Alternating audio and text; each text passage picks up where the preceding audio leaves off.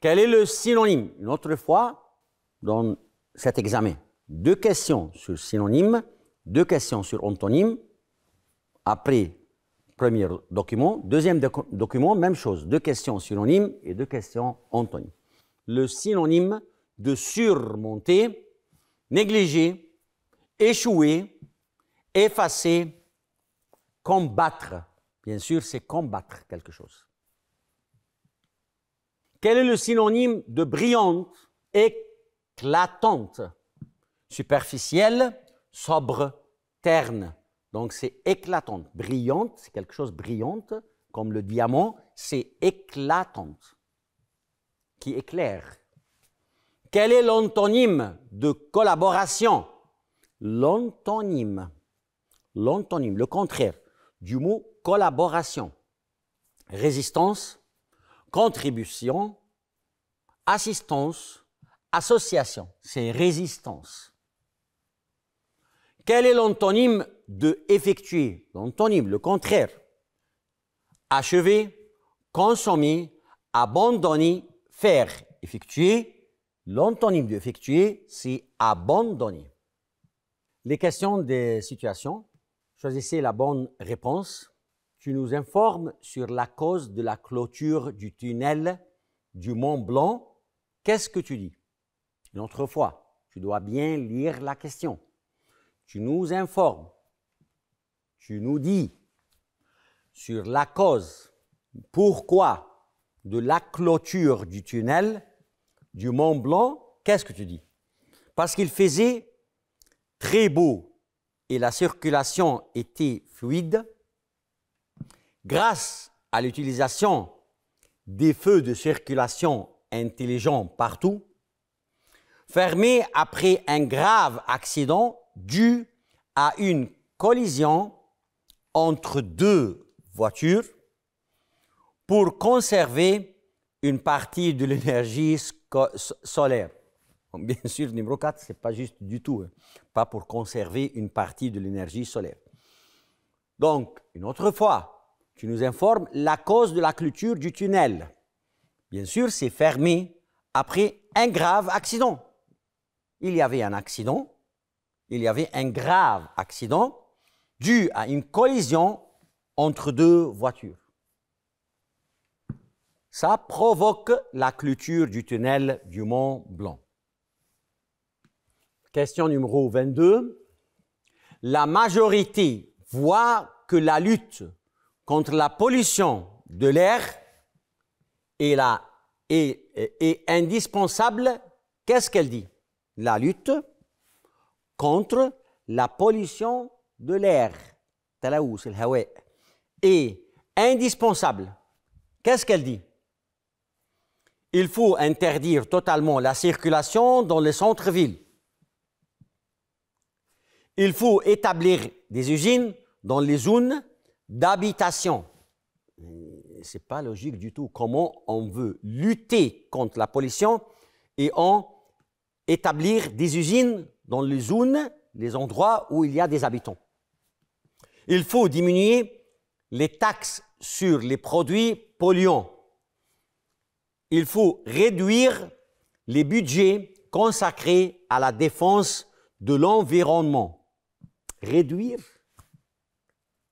Diminuer? Non, ce n'est pas logique. Il faut augmenter les budgets. Donc, c'est la réponse numéro A. Il faut interdire totalement la circulation dans les centres-villes parce que la circulation cause beaucoup de pollution, de la pollution. C'est une cause principale pour la pollution. Numéro 23. L'été dernier, tu as visité un des endroits les plus sereins du monde. Qu'est-ce que tu dis? Tout me plaisait dans ce paysage grandiose. Il faut que les responsables améliorent cet endroit. Il était difficile d'accepter l'embouteillage et la pollution. C'était un endroit trop animé dans lequel on doit supporter l'agitation. Une autre fois, l'été dernier, tu as visité un des endroits les plus sereins du monde. Qu'est-ce que tu dis? Bien sûr, je vais dire, tout me plaisait dans ce paysage grandiose. 24. Pour protéger l'environnement, tu conseilles les gens. Qu'est-ce que tu conseilles les gens pour protéger l'environnement? Que il est important d'utiliser les produits chimiques et les pesticides dans l'agriculture. Il faut utiliser les produits jetables et de qualité inférieure. On doit encourager la déforestation pour agrandir les zones industrielles. Il est nécessaire d'adopter une consommation responsable. Une autre fois, pour protéger l'environnement, qu'est-ce qu'on doit faire? Qu'est-ce qu'on doit conseiller les autres pour protéger l'environnement? On va dire aux gens, il est important d'utiliser les produits chimiques. Il faut utiliser des produits jetables et de qualité inférieure. On doit encourager la déforestation pour agrandir les zones industrielles où il est nécessaire d'adopter une consommation responsable. Bien sûr, c'est la réponse numéro D. Il est nécessaire d'adopter une consommation responsable. 25. Vous demandez à votre père de vous acheter un nouveau portable. Il négocie. Il dit. Donc, tu as une demande à ton père. Mon père, papa, je voudrais acheter un nouveau portable. Il négocie. Il dit, ça dépend de ton résultat. Je suis absolument désolé. C'est une mauvaise idée. C'est impossible pour le moment. Faites attention, la réponse numéro B et C et D, c'est ton père, il refuse l'idée. Absolument désolé. Pardon, je ne veux pas acheter un portable. C'est une mauvaise idée. C'est une mauvaise idée d'acheter un portable, donc je ne veux pas acheter ou t'acheter un portable. C'est impossible pour le moment. C'est très difficile pour moi pour le moment de t'acheter un portable. Donc ces trois réponses, B et C et D, donnent le même sens. La réponse numéro A, il dit, ça dépend de ton résultat. Peut-être que j'achète un portable, peut-être que je n'achète pas un portable. Ça dépend l'examen, ça dépend le résultat. Donc ça, c'est une négociation. Donc il négocie, il dit, ça dépend de ton résultat. Ça, c'est la réponse juste. 26. Votre sœur de 14 ans demande à votre père la permission de voyager avec des amis à l'étranger. Votre père refuse l'idée. Il lui dit refuse. Donc maintenant, le père refuse. Mais dans l'autre phrase, phrase numéro 25, il n'a pas refusé, il n'a pas accepté, seulement il essaye de négocier avec son fils. Il refuse l'idée. Il dit bonne idée. Est-ce que quand tu refuses une idée, tu dis bonne idée? Mais tu me téléphoneras chaque jour. Comme ça, il a accepté, il n'a pas refusé. Il n'en est pas question. Quelle bonne décision? C'est une bonne décision. Il a accepté. Numéro C, il a accepté. Ou tu feras bien de préparer vite ta valise, c'est-à-dire, OK, prépare vite ta valise parce qu'on n'a pas le temps pour faire ton promenade. Une autre fois, bonne idée, ce n'est pas juste bien sûr, parce qu'il a dit bonne idée. Ici, ton père a refusé. C'est impossible de dire bonne idée. Quelle bonne décision? Bravo, c'est une bonne décision. Donc, il accepte ici, et il accepte ici. Tu ferais bien de préparer vite ta valise, tu ferais bien, c'est-à-dire, c'est mieux de préparer vite ta valise parce qu'on n'a pas le temps. Donc ça, il accepte, ça, il accepte, ça, il accepte. Et le père, il n'a pas accepté, il a refusé. Bien sûr, tu vas choisir la phrase numéro B, il n'en est pas de question. Pas de question, donc ne discute pas dans ce sujet, c'est-à-dire je refuse cette idée. Donc c'est la réponse numéro B. « 27. Vous vous affrontez, toi et ton frère, à propos du choix de votre lieu de voyage. Le père vous concilie en disant « Cela ne me dit rien du tout. Je n'ai pas encore d'opinion sur la question. On va couper la poire en deux. Proposer un compromis. Il faut accepter ma décision sans refus. » Une autre fois. Vous vous affrontez, toi et ton frère, à propos du choix. Toi et ton frère, vous les deux, vous affronterez ensemble à propos d'un choix de votre lieu de voyage. Le père concilie en disant « Cela ne me dit rien du tout. » C'est-à-dire, je ne m'intéresse pas à ce que vous dites. Ce n'est pas important pour moi. Je n'ai pas encore décidé d'opinion, je n'ai pas encore d'opinion sur la question. C'est-à-dire, je n'ai pas aucune opinion sur votre question. On va couper la poire en deux. On va diviser la poire en deux. C'est un proverbe français, c'est-à-dire on va proposer deux choses. Peut-être que vous acceptez sur ces deux idées. Il faut accepter ma décision sans refus. Le père il dit, il faut accepter ma décision sans refus. Ce que je vais dire, vous devez le faire tout de suite. Donc, c'est la réponse numéro C. On doit couper la poire en deux. On va continuer. 28. Antoine avait besoin de 10 000 $. Non, pas 10 000. C'est 100 000 $. 100 000 $. Une somme. Hein, pour réaliser un projet. Son ami est contre l'idée. Lui, Antoine, il a besoin de 100 000 $ pour faire un projet. Mais son ami est contre, il refuse l'idée. Il lui suggère de renoncer à cette idée, c'est un gouffre financier. Renoncer, oublier, ne pas faire cette idée. Je ne suis pas pour avec toi sur cette idée. Demander un prêt à la banque avec un intérêt de 20%, c'est-à-dire tu n'as pas l'argent, donc tu peux demander l'argent de la banque et tu vas payer un intérêt de 20%.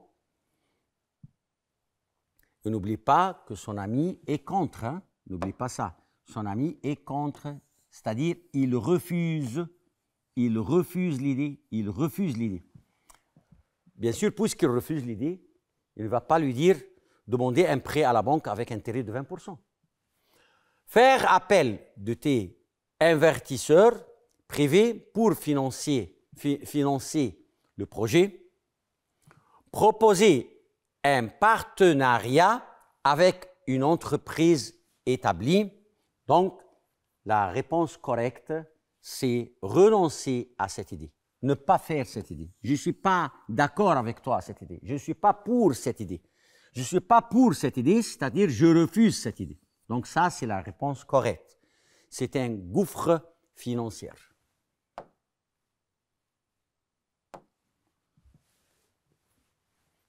Troisième partie de l'examen, c'est la grammaire. Comme j'ai déjà dit, quand tu rencontres à la feuille de l'examen la partie du grammaire, tu dois bien réfléchir. Et faites attention, tu dois résoudre, je vais dire résoudre, la phrase avant de regarder les choix qui se trouvent. Donc, une phrase comme phrase numéro 29, qu'est-ce que tu dois faire à l'examen? C'est mon dictionnaire. Mon camarade donne. Mon camarade donne moi le dictionnaire. Le dictionnaire. Moi, le dictionnaire. Donc, j'ai deux pronoms personnels. Moi, pronom tonique, quand il vient avant le verbe, on le change en me. Mon camarade me. Le dictionnaire, c'est un COD, donc me le donne. C'est mon dictionnaire, mon camarade me le donne. Me le donne. C'est juste. Qu'est-ce que je fais maintenant? Je cherche cette réponse dans les choix. Me-le, c'est la réponse numéro A. C'est juste. Je ne vais pas lire les autres réponses. Je ne vais pas les lire parce que je suis sûr que c'est une réponse correcte. Me-la, bien sûr, là non, parce que dictionnaire c'est un mot masculin. Lui, on. Là, lui, tout ça, c'est pas juste. Donc, je vais choisir me-le.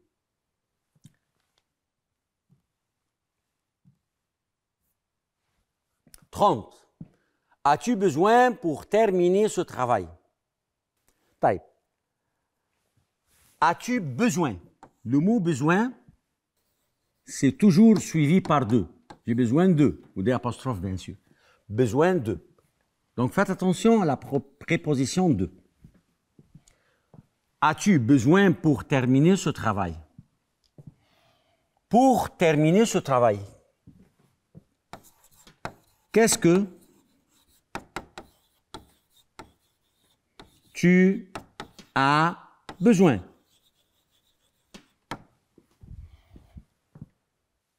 Qu'est-ce que le mot interrogatif que égale le mot interrogatif quoi?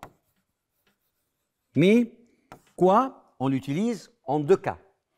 Ou bien au début de la phrase, mais précédé par une préposition, ou bien à la fin de la phrase interrogative. Qu'est-ce que tu as besoin? Tu as besoin de quoi? Ou de quoi tu as besoin? Puisqu'il y a deux, ces prépositions. Donc, je dois utiliser le mot de, parce qu'il y a besoin, et quoi? De quoi as-tu besoin pour terminer ce travail? Donc, c'est la réponse numéro D. Pas où as-tu besoin pour terminer ce travail? Pas quand et pas quel. Et j'aimerais vous donner un conseil sur le mot interrogatif quel. Et on a 4 quel,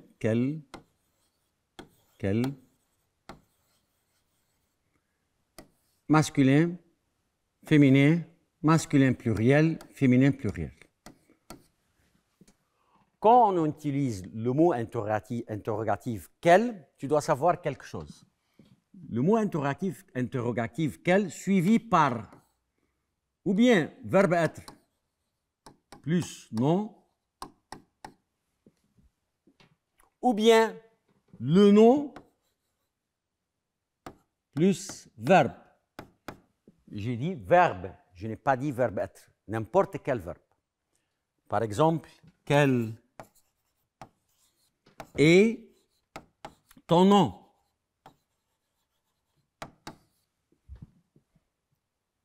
Ou quel âge as-tu? Ici, j'ai utilisé quel suivi par verbe être. Ici, j'ai utilisé quel suivi par un nom et après le nom, n'importe quel verbe. Être, avoir, aller, n'importe quel verbe. Donc, si le point à l'examen vient comme ça et suivi par verbe être, 90%, tu vas choisir le mot interrogatif quel. Et faites attention, on a 4 quel. Quel masculin, masculin pluriel, féminin, féminin pluriel. Quand je travaille avec vous la troisième question de l'examen de grammaire, j'essaie de vous donner quelques idées ou quelques conseils pour bien réfléchir dans ces idées.